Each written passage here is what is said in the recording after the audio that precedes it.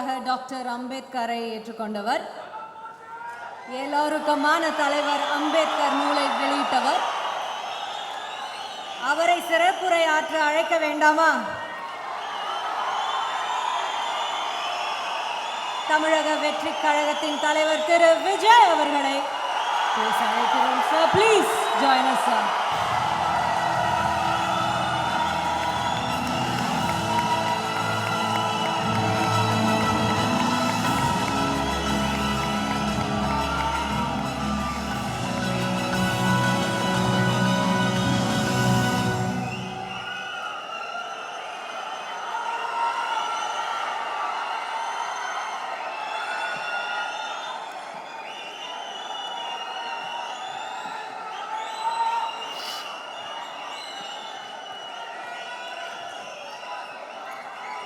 எல்லாருக்கும் வணக்கம்.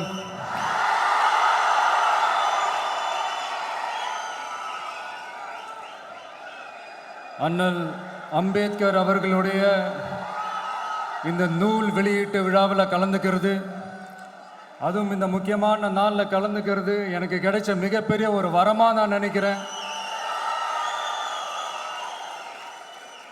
விகடன் குழும நிறுவன தலைவர் திரு ஸ்ரீனிவாசன் அவர்கள், அண்ணல் அம்பேத்கர் அவர்களுடைய பேரன் திரு ஆனந்த் டெல்டும்டே அவர்கள்,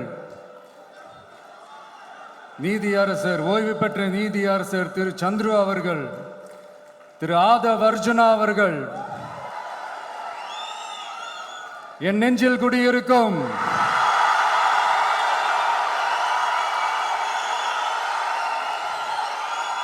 என்னுடைய நண்பா நண்பிகள், தோழா தோழிகள்,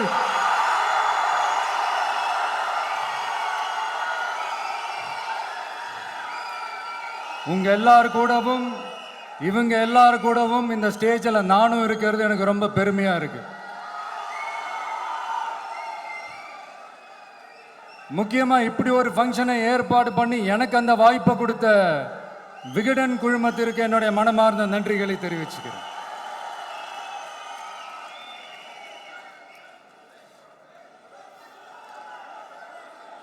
இன்னைக்கும் நிறைய பேர்கிட்ட உங்கள் ஃபேவரட்டான ஹாலிடே டெஸ்டினேஷன் எதுன்னு கேட்டிங்கன்னா நியூயார்க் சிட்டின்னு சொல்லுவாங்க. ஏன்னா அங்கே போய் ஒரு 2-3 நாள் தங்கிட்டு வர்றதே அது ஒரு பெரிய ஸ்டேட்டஸாகவும் ஒரு பெரிய அச்சீவ்மெண்ட்டாகவும் நினைப்பாங்க. ஆனால் 100 வருஷத்துக்கு முன்னாடியே நியூயார்க்லாம் போய் அங்கே உலக புகழ் பெற்ற கொலம்பியா யூனிவர்சிட்டியிலலாம் போய் படித்து டாக்டர் பட்டம் வாங்கி சாதித்த ஒரு அசாத்திய மாணவர் ஒருத்தர் இருந்தார். அது கூட பெருசு இல்லை, அவர் எந்த சூழ்நிலையில் அங்கே போய் படித்து சாதிச்சாருன்றதான் மிகப்பெரிய விஷயம். அன்னைக்கு அந்த மாணவரை, நீ இந்த சாதியில் பிறந்திருக்கிற, உனக்கெல்லாம் படிக்கிறதுக்கெல்லாம் தகுதி இல்லை, நீ எல்லாம் எதுக்கு ஸ்கூலுக்கு வர, அப்படி இப்படின்ட்டு அவர் வாழ்கிற சமூகமே அவரை தடுத்துச்சு. அதையும் மீறி அந்த மாணவர் பள்ளிக்கூடம் போனால் சக மாணவர்களுடன் சரிசமாக உட்கார்ந்து படிக்க அவருக்கு அனுமதி இல்லை. தாக எடுத்தா தண்ணி கூட குடிக்க முடியல. அப்படி அத்தனை சக்திகளும் அவருக்கு எதிராக இருந்தது. ஆனால் ஒரே ஒரு சக்தி மட்டும்தான், நீ படி, எத்தனை தடைகள் வந்தாலும் படி, தொடர்ந்து படி அப்படின்னு சொல்லிக்கிட்டே இருந்தது. அதுதான் அந்த மாணவருக்குள்ள இருந்த அந்த வைராக்கியம்.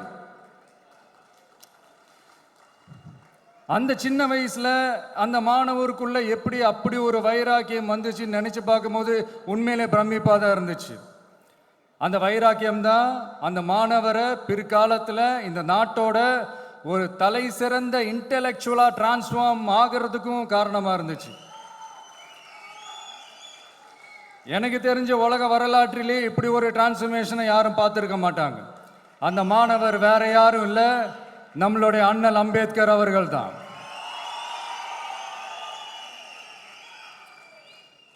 வன்மத்தை மட்டுமே தனக்கு காட்டிய இந்த சமூகத்திற்கு அவர் திருப்பி என்ன செஞ்சாரு அப்படின்னு அதை படித்து பார்க்கும்போது உண்மையிலே மெய்சில் இருக்க வச்சுது. பிறப்பால் நாம் அனைவரும் சமம், நீ எந்த சாதியில் பிறந்திருந்தாலும் எந்த மதத்தை பின்பற்றினாலும் சட்டத்தின் முன் நாம் அனைவரும் சமம் அப்படிங்கிற ஒரு உயரிய கோட்பாட்டை உறுதி செய்யும் நம் நாட்டின் அரசியல் சாசன சட்டத்தை வழங்கி நம்ம நாட்டில் இருக்கிற எல்லாருக்குமே ஒரு பெருமை தேடி தந்தவர். இன்னைக்கு ரிலீஸ் பண்ற இந்த புக்கில் எல்லோருக்குமான தலைவர் அம்பேத்கர் அப்படின்ற அந்த புக்கில் ஒரு 100க்கும் மேற்பட்ட கட்டுரைகள், நேர்காணல்கள் எல்லாமே இருக்குது. அதில் என்ன ரொம்ப யோசிக்க வச்சது அவர் எழுதின அந்த பயோகிராஃபி தான். வெயிட்டிங் ஃபார் அ வீசான்னு சொல்லி அதுக்கு தலைப்பு வச்சுருந்தார். அதில் அவர் லைஃப்பில் ஃபேஸ் பண்ண விஷயங்கள், அவரை பாதித்த விஷயங்கள் எல்லாமே கிட்டத்தட்ட ஒரு 6 சம்பவங்கள் பற்றி அதில் குறிப்பிட்டிருந்தார். அதில் ஒரு 2 விஷயம் என்னை ரொம்ப பாதித்தது என்னென்னா, அதில் ஒன்று,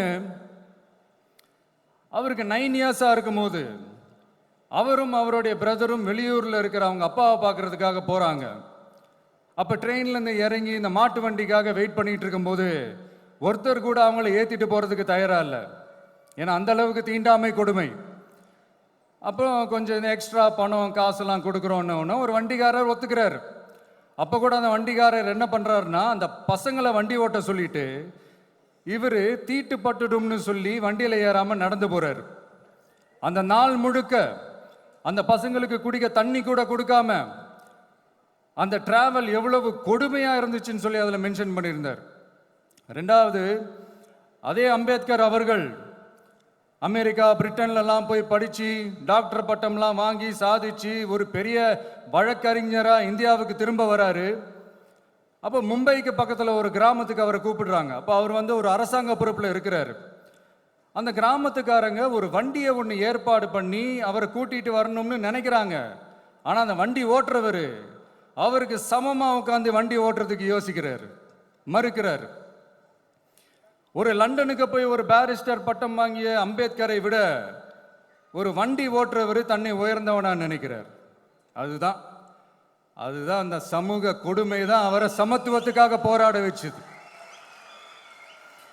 எனக்கு ஒரு டவுட்டுங்க, இன்னைக்கு திரு அம்பேத்கர் அவர்கள் உயிரோடு இருந்திருந்தா என்ன நினைப்பாரு? இன்னைக்கு இருக்கிற நம்ம இந்தியாவை பார்த்து அவர் பெருமைப்படுவாரா, இல்லை வருத்தப்படுவாரா, இல்லை அப்படியே வருத்தப்பட்டா எதை நினைச்சு வருத்தப்படுவாரு? இன்னைக்கு நம்ம நாடு முழு வளர்ச்சி அடையணும்னா ஜனநாயகம் காக்கப்படணும். அந்த ஜனநாயகம் காக்கப்படணும்னா அரசியல் அமைப்பு சட்டம் காக்கப்படணும். அதுக்கான பொறுப்பு, அந்த கடமை நம்ம ஒவ்வொருத்தருக்கிட்டையும் இருக்கணும்னு தோணுச்சு. அந்த பொறுப்போடும் அந்த கடமையோடும் தான் இதை நான் ஆணித்தரமாக சொல்கிறேன். ஜனநாயகத்தை நாணிவேர் ஃப்ரீ அண்ட் ஃபேர் எலெக்ஷன்ஸ், சுதந்திரமான மற்றும் நியாயமான தேர்தல். தேர்தல் நியாயமாக நடக்கலைன்னு நான் சொல்ல வரல, பட் சுதந்திரமாகவும் நியாயமாகவும் தான் தேர்தல் நடக்குது அப்படிங்கிற அந்த அசைக்க முடியாத நம்பிக்கை நம்ம ஒவ்வொரு இந்தியனுக்கும் இருக்கணும்னு தோணுச்சு. அது அமையணும்னா தேர்தல் ஆணையர்கள் கான்சென்சஸ், அதாவது ஒருமித்த கருத்து அடிப்படையில் மட்டும்தான் நியமிக்கப்பட வேண்டும் அப்படின்றதான் என்னுடைய ஒரு வலிமையான ஒரு கோரிக்கை. 2வது, ஏப்ரல் 14 அண்ணல் அம்பேத்கர் அவர்களுடைய பிறந்த நாள். அன்னைக்கு தான் நம்ம ஒட்டுமொத்த இந்தியர்களுக்குமான ஜனநாயக உரிமைகள் பிறந்த தினம். அதனால் அந்த டேட்டை இந்தியாவோட ஜனநாயக உரிமைகள் தினமாக அறிவிக்கணும்.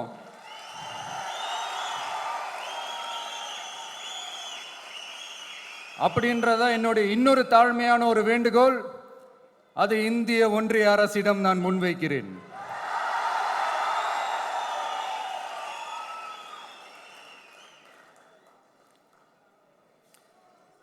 அம்பேத்கர் அவர்களை பற்றி யோசிக்கும் போது கண்டிப்பாக சட்டம் ஒழுங்கு, சமூக நீதியை பற்றி யோசிக்காமல் இருக்கவே முடியாது. இன்னைக்கும் மணிப்பூரில் என்ன நடக்குதுன்னு நம்ம எல்லாருக்குமே தெரியும். ஆனால் அதை பற்றி கொஞ்சம் கூட அதை கண்டுக்காம ஒரு அரசு மேல இருந்து நம்மளை ஆண்டுகிட்டு இருக்கு.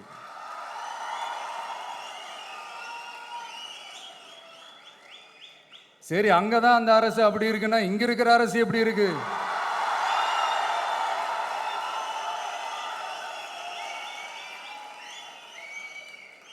இங்க நம்ம தமிழ்நாட்டில் வேங்கை வயல்னு ஒரு ஊர்ல என்ன நடந்துச்சுன்னு நம்ம எல்லாருக்குமே தெரியும். சமூக நீதி பேசுகிற இங்க இருக்கிற அரசு அதுக்கு எந்த விதமான ஒரு நடவடிக்கை எடுத்த மாதிரியே எனக்கு தெரியலையே. இவ்வளோ காலங்கள் தாண்டி, இத்தனை வருஷங்கள் தாண்டி ஒரு துரும்ப கூட கிள்ளி போடலையே. அதுதான் இதெல்லாம் இன்னைக்கு அம்பேத்கர் அவர்கள் இன்னைக்கு பார்த்தாருன்னா வெக்கப்பட்டு தலை குனிஞ்சு போவார்ல. கரெக்டு, நம்ம நடக்கிற பிரச்சனைகள், நடக்கிற கொடுமைகளுக்கெல்லாம் நம்ம குரல் கொடுக்கணும். ஆனால் நடக்கிற பிரச்சனைகள் 1 2 பெண் குழந்தைகளுக்கு எதிரா, பெண்களுக்கு எதிரா, ஏன் மனித உயிர்களுக்கு எதிரா. இதெல்லாம் நம்ம பார்க்குறோம், படிக்கிறோம், மற்றவங்க கிட்ட இருந்து கேட்டு தெரிஞ்சுக்கிறோம். இதுக்கெல்லாம் ஒரு நிரந்தரமான ஒரு தீர்வு என்ன தெரியுமா? ரொம்ப சிம்பிள் தான். நம்ம தமிழ்நாட்டு மக்களுக்கு தேவையான அடிப்படை வசதிகளை பாதுகாப்புடன் முழுமையாக அளிக்கும், மக்களை உண்மையாகவே நேசிக்கிற ஒரு நல்ல அரசு.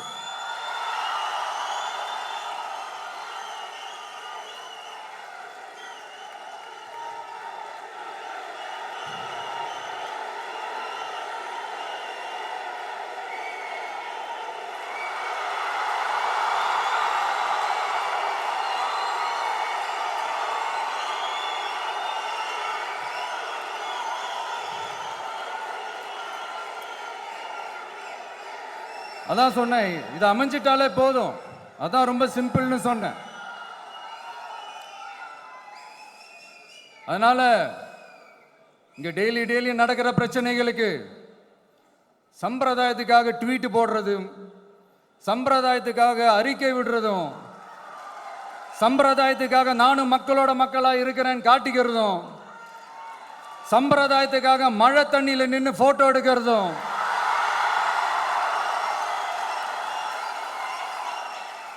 எனக்கு அதுல கொஞ்சம் கூட உடன்பாடே இல்லை. பட் என்ன பண்றது, நம்மளும் சம்பிரதாயத்துக்காக சில நேரத்தில் அந்த மாதிரி செய்ய வேண்டியதா போயிடுது. அதாவது என்ன சொல்ல வரேன்னா, மக்களோட உரிமைகளுக்காகவும் அவங்களோட உணர்வு பூர்வமாக இருக்கணும். என்ன ஒவ்வொருத்தரும் அவங்க குடும்பத்தில் ஒருத்தனா நினைச்சிட்டு இருக்கிற அவங்க தமிழ்நாட்டில் அவங்களுக்கு எங்க என்ன பிரச்சனை நடந்தாலும் அவங்களோட உரிமைகளுக்காகவும் அவங்களோட உணர்வு பூர்வமாக இருப்பேன். எப்பவுமே அப்படிதான் இருப்பேன்.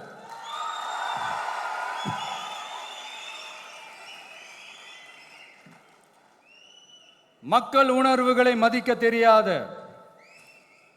மக்களுக்கு அடிப்படை சமூக நீதியான பாதுகாப்பை கூட உறுதி செய்ய இயலாத, கூட்டணி கணக்குகளை மட்டுமே நம்பி இருமாப்புடன் 200 வெல்வோம்,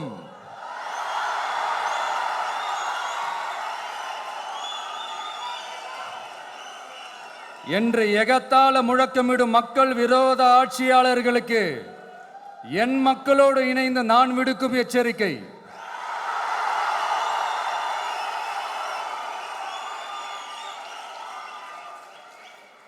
நீங்க உங்களோட சுயநலனுக்காக பல வழிகளில் பாதுகாத்து வரும் உங்கள் கூட்டணி கணக்குகள் அனைத்தும்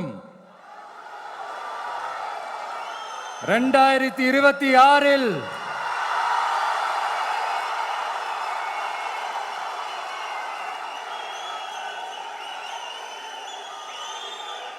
மக்களே மைனஸ் ஆக்கி விடுவார்கள். மக்களே மைனஸ் ஆக்கி விடுவார்கள். மக்களே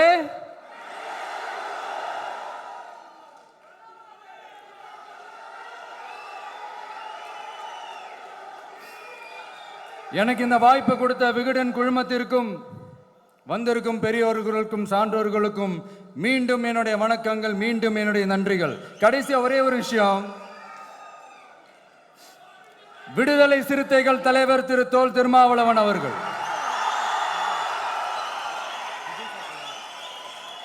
அவங்களால இன்னைக்கு வர முடியாம போச்சு.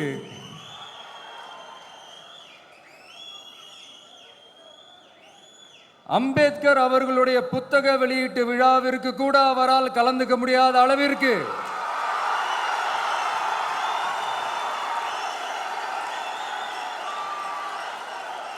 கூட்டணி கட்சிகள் சார்ந்து எவ்வளவு பிரஷர் இருக்கும் என்று என்னால் யூகிக்க முடிந்தாலும்